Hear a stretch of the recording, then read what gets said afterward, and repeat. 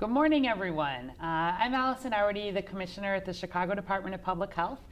Thank you for joining us for Tuesday, May 19th episode of The Doctors in Ask Dr. Hourdy. As you can see, we have a special guest with us today. This is Alderman Gilbert Villegas from the 36th Ward up on the northwest side of Chicago. And Alderman Villegas has been very involved in a lot of the work that we've been doing with coronavirus so far. So I'll give a data update and show some more data in just a minute. But first, just to give people a little sense and have them be able to start putting in questions, tell us just a little bit about your work, your ward, and some of what you've been doing with the coronavirus Absolutely, response. thank you. I appreciate it, Doctor. But before I even do that, though, I want to mention how lucky the city is to have you as our commissioner, thanks. especially during this time, during this pandemic. So I'm Alderman Villegas from the northwest side. I represent Montclair, Dunning, Portage Park, a little bit of Hermosa, and then also the Belmont-Cragen community, which has seen a huge spike in some of the cases. And that's just because of the fact that the residents that I represent are essential workers. Yep. And so we have multi-generational families living together, and so that's just a perfect recipe for these numbers. But what we've done is, with a host of elected officials, we put together some advocacy in order to make sure that we got testing. And as a result, yesterday, Sean Penn, CORE, and Curative were able to identify a site in Belmont-Cragen community, and that's already up and running. And so yesterday was just perfect, seeing all these vehicles and all these people getting tested. So it was a good thing, and we hope that this begins to, as we're bending the curve, begin that decrease down. Absolutely, absolutely, perfect. So as always, you can put questions right into the chat box on Facebook. You can send them via Twitter with the hashtag AskDrArwady, putting questions for both the aldermen and me. And after we chat a little bit more, look at the data, we'll come back and start answering questions. So we didn't check our social distancing yet. So that's what we do. We're good. That's what we encourage really everybody to be doing. If you're needing to be out for essential reasons right now, of course, otherwise we're still under the stay-at-home order, and we want people as much as possible not having unnecessary interactions with people outside their households. So let's take a look at some data. Alderman Villegas, in addition to being the alderman for the 36th Ward, he's also the chairman of the Latino Caucus, correct? Well, I'm the past chair. I'm the chairman of the foundation. The foundation. Gotcha. Perfect. Certainly has been really involved with a lot of the work, as we've seen a lot of cases in the Latino community. And as you already noted, and as we've shown here on Facebook in some of the prior days, we see a lot of the essential workers really concentrated northwest and southwest side, and we see a lot of the more what we call crowded housing, which really is just a term for when you have more people than number of rooms. Yeah. So if you have a 3-room apartment and you have more than 3 people living in it, that's sort of just considered a cutoff for where it's not possible to have as much separation. Yeah. And so with the Race Equity Rapid Response Team and others, been really thinking about how to bring things out. But I thought we'd take the opportunity and just give some update, particularly related to some of the Latino case data. So let's go ahead and pull up the slide here. And first of all, just highlighting that on this slide and all the slides that we look at, the different colors are the same ones that we've been using to represent the different race ethnicities here in Chicago. And so in blue is where we see our Latinx population. In purple is where we see our Black, African American, non-Latinx population. Red is our white, non-Latinx population. Green is the Asian, non-Latinx, and then yellow is other, where people report other race ethnicity. And then the light gray still represents those for whom we're still not getting full reporting on. Gotcha. And so we've been working really to increase some of that race ethnicity reporting. So as you can see, early on, we were very disproportionately seeing cases in purple, which was really in the African American community. But then really throughout this time, seeing an increase in the Latinx community. And then really, if we go back over the last few weeks, back to April 26th, almost 60% of our new cases have been in that group, which is why we've been working to drive testing, drive response, do more of the work in some of the industry settings that we've seen. And if we move to the next slide, In contrast, this is what our deaths are looking like by race ethnicity, again by week. We don't include the most recent week typically, just because we're waiting to make sure all the full results are in. So that's why it goes through May 9th. Same colors here. So you can see just that very, very disproportionate impact in the Black community. And still we are seeing the most deaths in African Americans in Chicago here, but in the same way that we saw in that prior slide, we have seen a good leveling off both of cases and fortunately of deaths, although they're still higher than we want them to be, but we've still been seeing increasing deaths also in this community, so another reason to focus on it. The next slide shows our overall percent testing by race ethnicity, and so if we go all the way back sort of to the beginning of our outbreak here, you can see about 29% of the tests have been done among Latinx Chicagoans, about 34% among Black Chicagoans, 25% among white Chicagoans, 4% in Asian Chicagoans, and about 8% in those who have other. That is good, but then in the context of where we're seeing the recent increase. The next slide actually shows just in the last week where you can see we've been really pushing to make sure that there's more testing. And so 37% of the tests in the last week have been in the Latinx community. And that's really our goal. It's wherever we're seeing the outbreak shift, whether that's by geography, whether that's by race ethnicity, whether that's by age, whether that's by setting, we're really working to build a responsive infrastructure here. So that's progress. The next slide shows the percent testing positivity by race ethnicity. So I'll remind you that we're aiming for a 20% goal overall. And we are getting there, except that still you can see in the same colors here, so the blue is in the Latino community, we're still broadly seeing over a 40% positivity there. And so that's why getting much more testing, making sure people have the opportunities for isolation and quarantine, connection to care, all of that has been a major focus, especially for these last couple of weeks. Yeah. And then the last slide is really looking at our emergency department visits by race and ethnicity. So we really like this indicator. This is part of our syndromic surveillance that we talk about, where you don't have to wait for test results. We can get it really in real time every day. We can see our people coming in with COVID-related complaints. And across everything here, we're seeing some really nice decreases. So this is part of the overarching story. Every day we'll be showing some additional data about how we are making progress as a city. But I think this data just highlights why a lot of the recent work, especially for the last week or two, has really been focused in those parts of Chicago. It doesn't mean we've stopped working in other areas or with other race ethnicity groups, but that's been the focus. And then maybe just quickly, we're done with looking at pictures, but I'll remind you that chicago.gov/coronavirus is where you can always get the most updated information. Right up at the top is our latest data tab.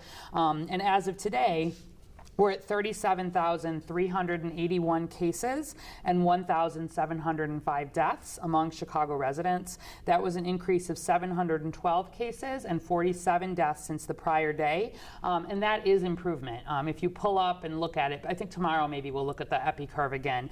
We definitely are seeing some downtrending there in hospitalizations, just starting to see it in cases, really making, as a city, real progress. We're all, of course, hopeful that we will be in the place to be able to move ahead into phase 3, cautiously reopen by the end of this month. Yes. And so things are broadly looking good. Illinois has 96,485 cases and 4,234 deaths.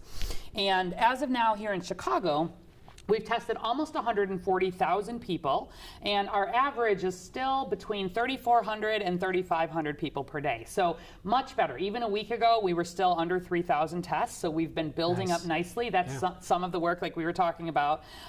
We do want to get to 4,500 by the end of the month, so we're working really hard to get there. I'm confident that that'll happen, but it's a lot of work right now to build that up. And our percent positivity, which viewers have been paying a lot of attention to, because the state has really set a 20% positivity, meaning the percentage of tests that are positive divided by the full percentage of tests, the full number of tests that are done, for 20%. And so we are at 20.8% today as the whole city, down from over 30%. So continuing to really, make progress there. Overall, because we were talking about the Latino cases, about 45% of our total cases now have been in the Latino community, about 32% in the Black non-Latino community, about 16% in the white non-Latino community, and you can go online to see the other details.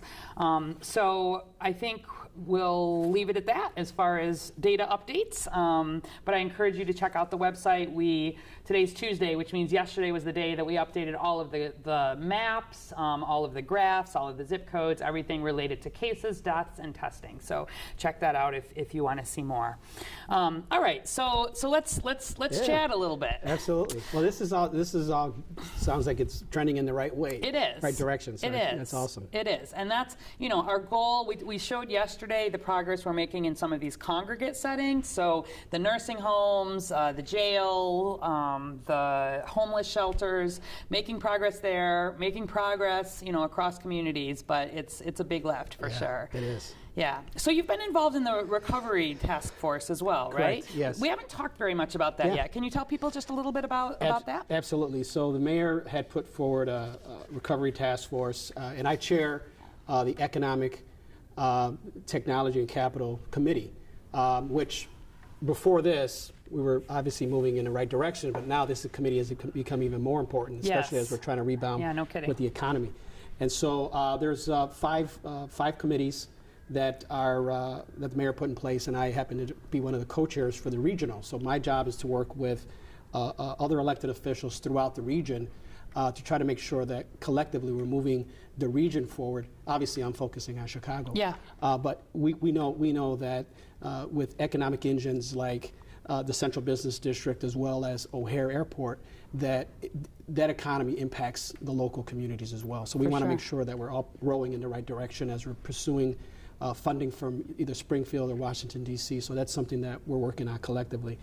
So we're in this is a 6 to 8 week project. We're in week 3 of it. Mm-hmm. So we're putting together surveys, talking to other local elected officials throughout the region. But we also have some economic policies that we're putting in place, ways to stimulate the economy.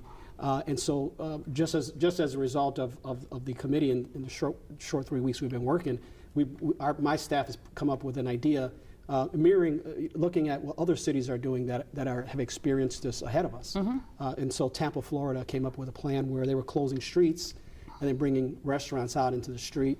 And so we passed it on to the mayor and said, hey, this looks like a great idea. Let's have it vetted. And so as a result, it's some of the discussion that's going on. But it's going to be ideas from businesses, ideas from economists, ideas from everyone throughout Chicago, and feeding it to this task force. Yeah. So that way we can get some clear direction on what we should consider doing. Yeah, absolutely. And that's an example of one. Then on Saturday when we were sort of meeting and talking about all the various kind of reopening pieces, we had a lot of discussion about this. We know that broadly speaking, ventilation is much better out of doors. The concerns for virus spreading, although they are definitely not gone, they are diminished. Correct. Where we think about the ability to have more of this out of doors. So what do you need structurally to do that? How can you think about ways that the city can take these good ideas and sort of turn them into practice, whether it's, restaurants being able to open up in ways that are safe outside, or religious gatherings, or even, music, and particularly this summer where we've got, hopefully, the benefit of better weather matched up with the time that we need to be the most careful about opening, but cautiously and not in a way that's going to spread. So that's a really good example. Question already here. Oh, okay. Did you meet Sean Penn? People are they were asking me this yesterday too, although I didn't answer it. Yeah, it's funny because one of the press conferences occurred at the Preto School. Yeah. And 9 a.m. and obviously I'm interested in meeting Sean Penn as well. And I got there, maybe 20 minutes before the presser started. And as I'm waiting in my vehicle, I see him pull up. And he pulled out of the car exactly how I thought he would. He's looking at his watch, going, "Oh, this is way too early for this, 9 a.m."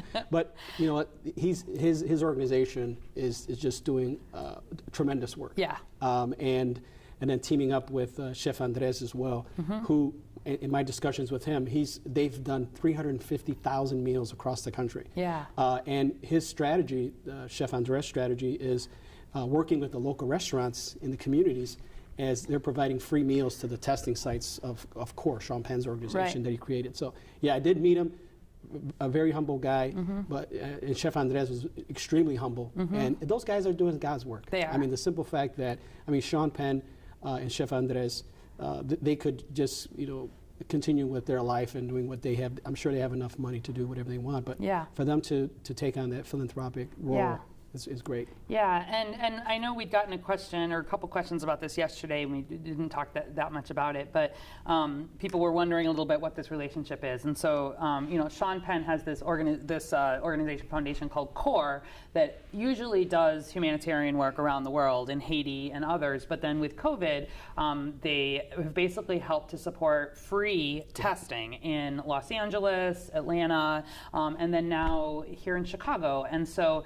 the city of Chicago is paying for the actual tests themselves, and we're using a type of test that doesn't compete with the supply chains for all of the nasal tests that have been the traditional tests that we're primarily building up. This really allows us, it's the oral swab kind of test, which if you were with us on Saturday and we talked about the different kinds of tests, it's a very good test in terms of being able to have similar accuracy, but it's a completely different kind of swab, it's a different kind of media, it's a different lab, and so it let us really add to capacity here in some of the most impacted neighborhoods. And then the CORE folks are here really helping with the operations at no cost to the city, and helping with hiring from within the community to provide a lot of the support that's necessary. So it's been a really nice partnership. Yeah, I agree, and I think that Sean had mentioned something that was very important, the fact that with his program,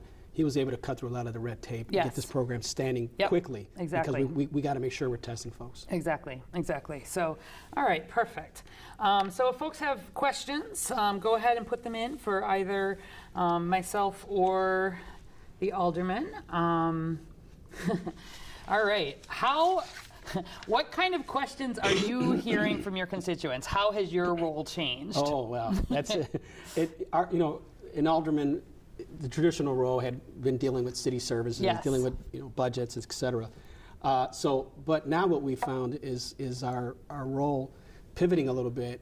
Obviously, we're still doing the city services and dealing with the budget, but now we've come into a social service aspect. Yeah. And I can tell you that thus far we've passed out over 40,000 masks, trying to make sure that every family is not having to worry about that expense. But what we've also done, which is make sure that we're passing out lunches.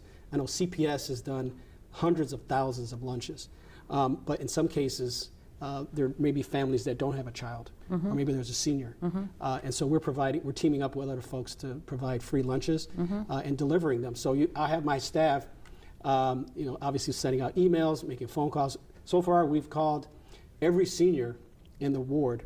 65 and over that we have a number for. That's great. And spoken to them. Yeah. Just to check in. Yeah. And just the fact that we're checking in on them, it was priceless because they're like, my God, I'm so happy that you're calling. Yeah. And then if they have any issues, they're letting us know what the issues are. Right. What kinds of issues sort of have you been hearing? Because I know that there's been a number of different check well-beings, but I love it when it's coming out of the alderman's office because then it's sort of an easy way to really get folks connected to some of the services. And so people often call the alderman for everything. Right. And which this is, I know.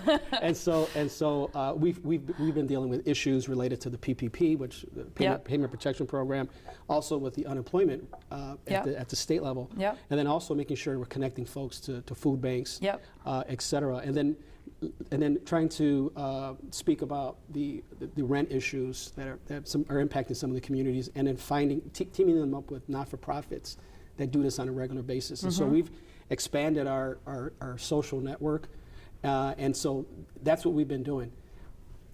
Then obviously the constituent will not let us go off the phone without reporting some type of city service that's lacking, and we remind them we'll get to it right away once we get this pandemic done. Right. But it's just been a breath of fresh air to communicate with our constituents and let them know that they're not alone. Just feel free to reach out to us. If we can't provide the service, we'll connect them with someone who can. That's great. Yeah, and I know it's been interesting because we had Gia Biaggi from the Department of Transportation on. She was talking a little bit about how they've done some reprioritization of some of the street work to work, in some of the most trafficked areas. Now is actually a good opportunity to try to get some of that resurfacing done when the traffic is lower. But it's interesting to see sort of how to adapt city services kind of to meet the needs that are most acute right now while trying to think ahead. Well, and you mentioned Commissioner Biaggi, and I think the mayor has tasked her with taking a look at what are some of the projects that are outlying, and then moving them up to this year, so that way we can continue to put people to work. And so that's something that I know the Department of Transportation is working on, as well as the Planning Department. Yep. All right. Great. All right, let's get some more questions here. So we'll probably mix them up, some more for you and some more for me. So here's Mark Rakovich from Facebook, who's wondering, what can you say about a coronavirus vaccine? So that one's probably a little more for me.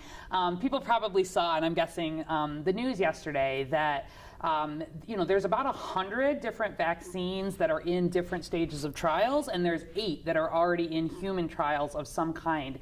And one of the very first ones, we talked about it when it started in Seattle about 2 months ago, released some of the very first results that I'll remind you, in a phase 1 vaccine, this is when you're primarily just looking for safety and you're looking to make sure that you actually produce the immune response that you're expecting. So it doesn't talk about how, efficacy in terms of does it prevent when people are exposed to coronavirus yet. It's more about safety. But really good news, this is one of the trials. Moderna is the company, and it's done in conjunction with the National Institute for Allergy and Infectious Diseases, which is the one that Dr. Fauci runs.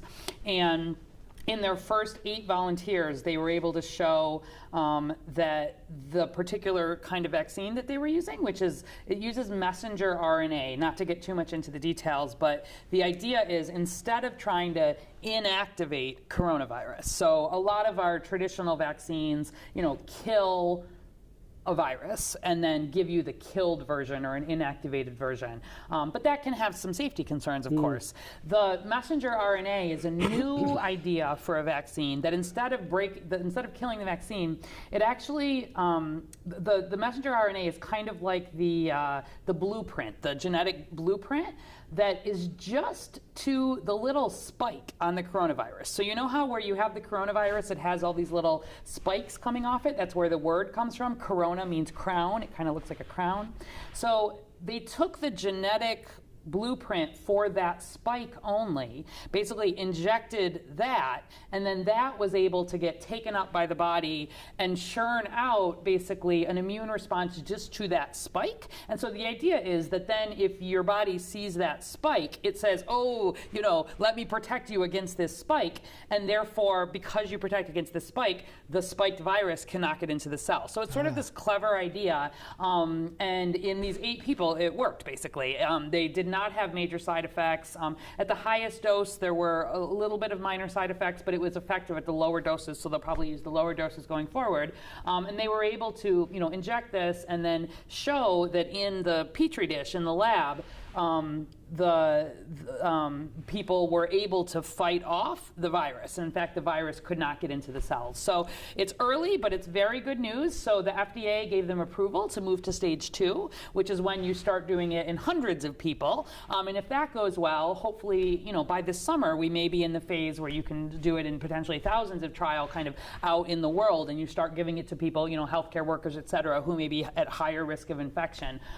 So good progress. I think, it's just one of the ones that's on track, but I'm hopeful that we'll have a vaccine. I don't think it'll be before next year. I would love to be proven wrong, but that was really nice progress yesterday. Okay, we've got Christina here on Facebook. For you, who calls the seniors? How can others participate? Do you have to live in a different ward, the same ward? Yeah. So I've got my staff right now calling the seniors. I have about 6 people on staff, and I've got them just concentrated on staff. I've got my office open. However, I've got like maybe 2 people working in my office. Yep. We have our door closed. People knock on the door. Yep. We go to the door with a mask and then assist the constituent. We haven't had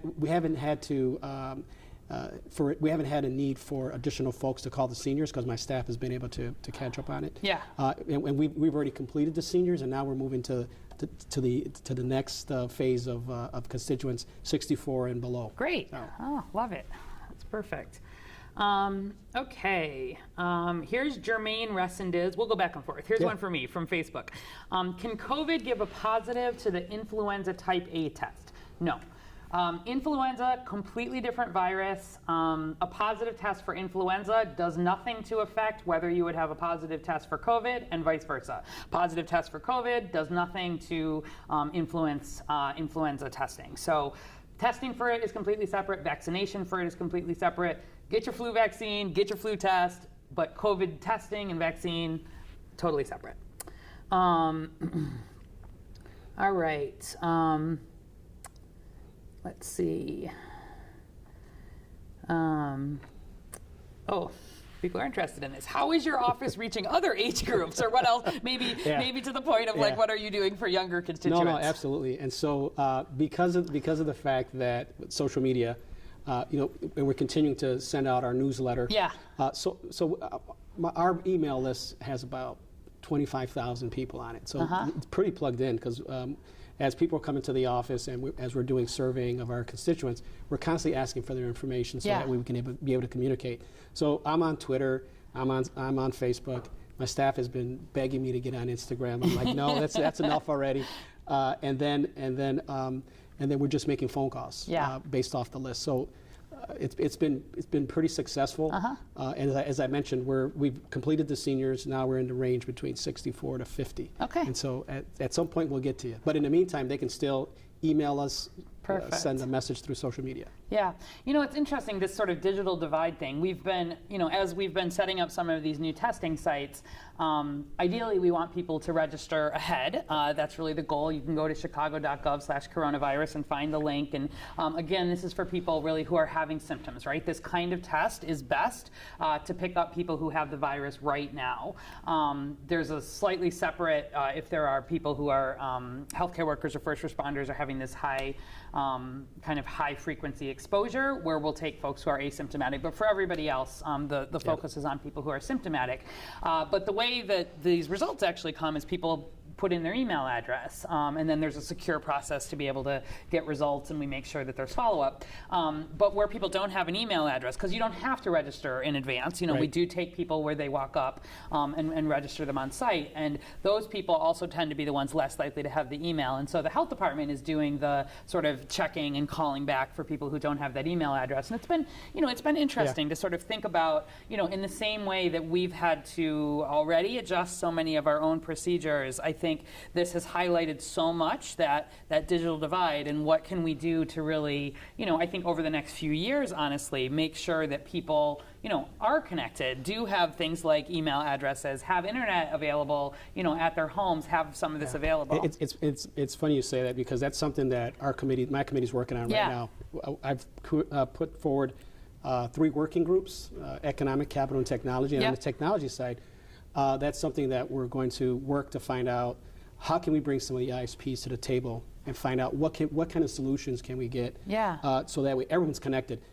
We have to stop looking at IT and computers as a luxury when in fact it's a utility. Similar to light and gas, we need to make sure that everyone's connected to the internet.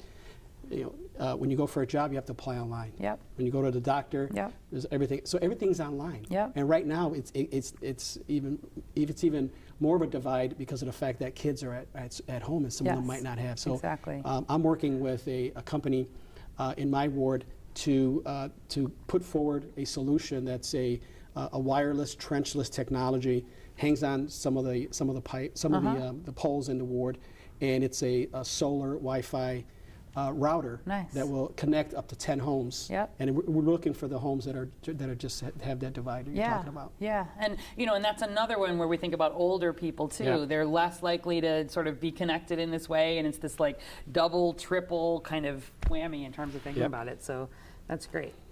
Okay, here's one that's sort of virus and political a little bit. Elizabeth Tavermina from Facebook. Can the virus become even more contagious as we draw closer to the November election? So I would say there's no sign that the virus is becoming more contagious or will become more contagious. Certainly not related to election in any way. As we've talked about, the mutation rate has actually been relatively low with this virus to date, which is very good news in terms of being able to create vaccine and things like that. And where we have seen shifts, there's not been any obvious link to sort of contagiousness there. I mean, I think thinking about the November election feel free to chime in there. So Springfield's going back to Springfield, I think today. And on the agenda is the vote by mail Yes. option that they're going to be talking about. The election that just took place in March, right as the pandemic was starting to gear up, Yes. what we saw a huge increase in vote by mail, but also early voting. Yes. And so as early voting continues to catch on, the way that the politicians engage the constituents is going to change as well. Yeah, oh, absolutely, yeah. I think, there are states that have vote by mail Yes. kind of fully in place, and it's one of these things, in some ways I've thought about COVID, it's like things that were sort of good ideas and kind of needed a kick to like maybe make happen. Maybe one of these days we'll see people vote online. Maybe. We'll make sure the technology's safe there, but that's perfect. Okay. I've got Faye State, who is one of our most, I know this name now. She watches every day, That's awesome. I think. It puts things in. She's wondering, will people who test positive on the antibody test be able to donate plasma? Bottom line is yes.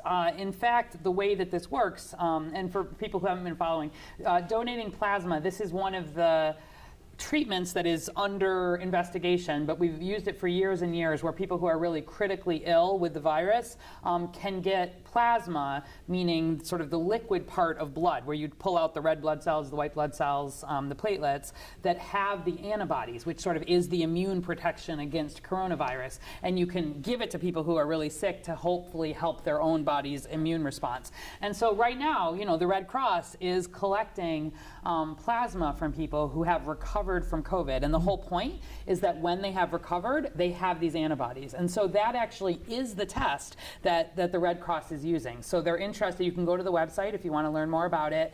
They're interested in people where it's been at least 28 days since they were diagnosed with COVID, not just thought they had it, but had a test. And the idea is that that's, over that amount of time, you've built up some of those antibodies, and that is providing the immune response. So that is exactly what is used. Okay. All right. Here's one. How has your personal life changed since the pandemic? We like to ask actually everybody who's come out of this. So yeah, that's awesome. It has changed. So, obviously, with all the salons being closed and the nail salons, my better half has I've had to learn how to dye hair. So I love it. You're dyeing hair. It's so great. I've dyed hair. Obviously, I had New life skills. Signed a disclosure. Hey, I'm not a pro at this. But yeah, so I did that.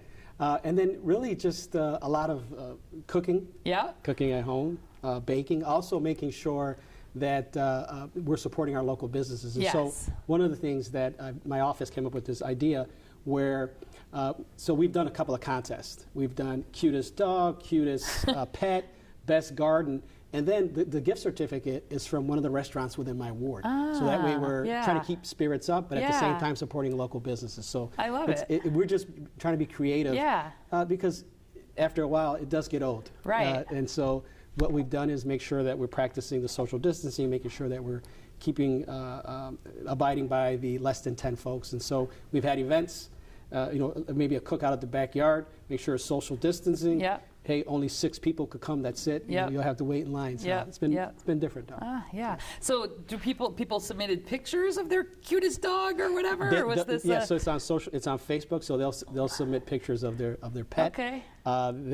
They've submitted pictures of their child. Uh-huh. They've submitted pictures of their garden. So it's been pretty cool. Yeah. Oh, I like that. Yeah, I love, these sort of creative ideas to build community at a time when it's so difficult. Like all of our normal community, ways are upended. Yeah. Really interested in sort of spelling that out. Okay, so here's Marisue O'Connor from Facebook with some questions about the testing site. Would we recommend that someone get tested even if they've shown no symptoms and have no reason to believe they've been exposed, or is that a waste of a test? So at this point, there's not a recommendation to get tested if you've not had symptoms and not been exposed. Partly that's because the test is unlikely to sort of be, if you've not had symptoms and not been exposed, there's no reason to think it would be positive. But also, we want to make sure that the testing that we do have is going where, again, it's most needed. And so we're wanting it really, first and foremost, to make sure anybody who has symptoms is able to get tested. Testing capacity is going to continue to grow here, and that antibody testing that will be coming down the line. Right now, the health department's sort of in the process of figuring out what should our citywide surveillance strategy be, meaning a testing strategy that we want to offer free of charge to residents and make sure that we're getting it to people who otherwise might not go and seek testing, but lets us really track what's happening over time. And remember, that's not the one that you have to have the test right at the moment. It's the one that lets us know if somebody has previously been exposed to COVID and recovered. So down the line, there will be more availability for this. And if you haven't signed up for the COVID coach, the Chicago COVID coach, again, the link there is on chicago.gov/coronavirus. That's part of how we'll be enrolling people for some of this testing. So encourage everybody to do that if you haven't.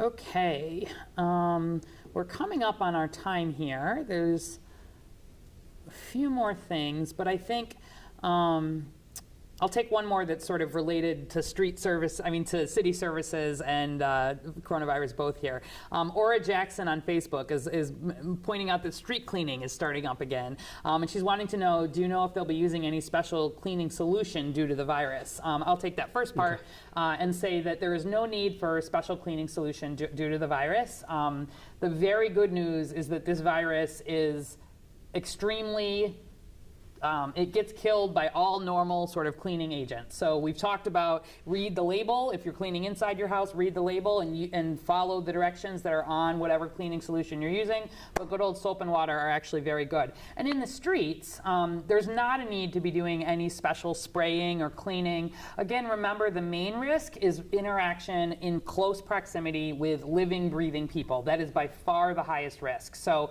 keeping your distance, wearing that cloth face covering if you're needing to be out and about, especially if you can't keep a 6-foot distance or you're not sure you'll be able to, really want to be wearing that face covering. And then doing all of the hand washing, especially before you touch your eyes, nose, your mouth, remain the most important. The risk sort of the street per se is not a significant risk. And the street cleaning and the street sweeping is part of what we do as regular city practice. So do you want to add to that? Yeah, absolutely. And so the Streets of San it's started it up right now. Obviously, there's a lot more vehicles on the street because people are staying home, which is okay. I would just advise some of the constituents that if there's a sewer in front of your house, make sure you clean that out since we can't street sweep. And then with all the rain we've had, we've seen some flooding issues. So we would just encourage that. Yeah, definitely. And we've relaxed a little bit some of those ticketing rules, but please do start to pay attention if you haven't been. We do want to get the streets swept. We don't want to see things backing up in the sewers.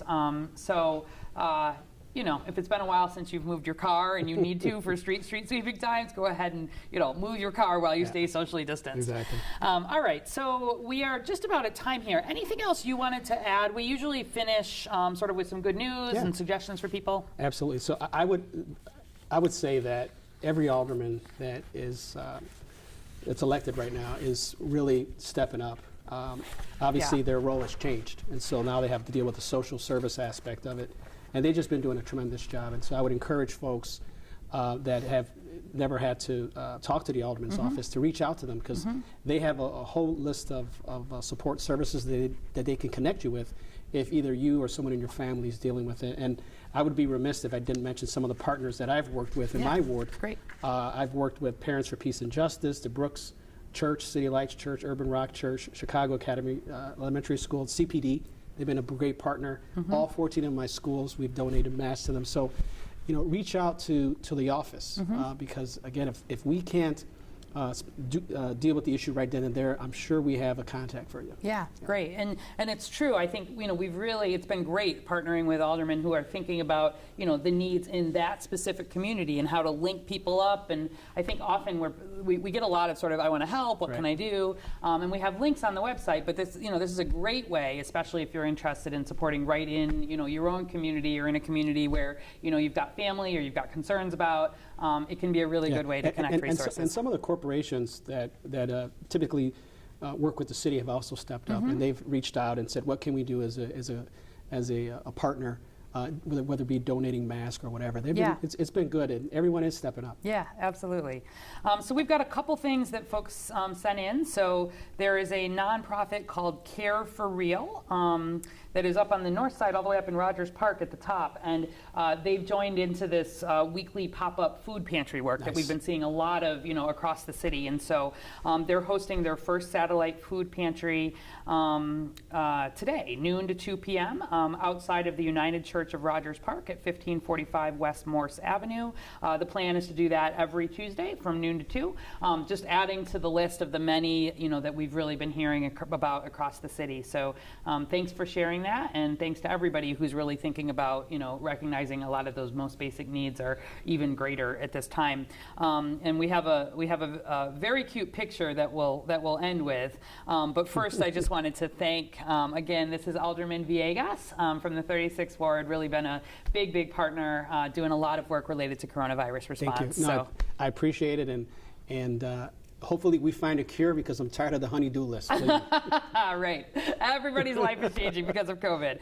So we'll finish on this nice good news picture. So we know that you can't visit the Shedd Aquarium right now because of the stay-at-home order, but the staff at the aquarium had a very memorable birthday party nonetheless for Yaku, who is the 20-year-old sea otter.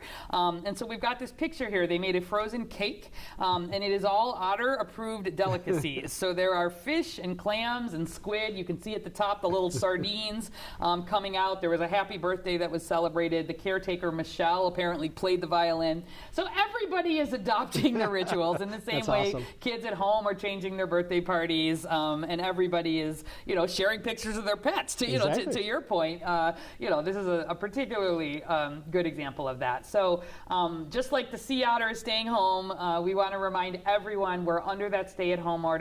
We are making progress on flattening the curve. We're getting to the other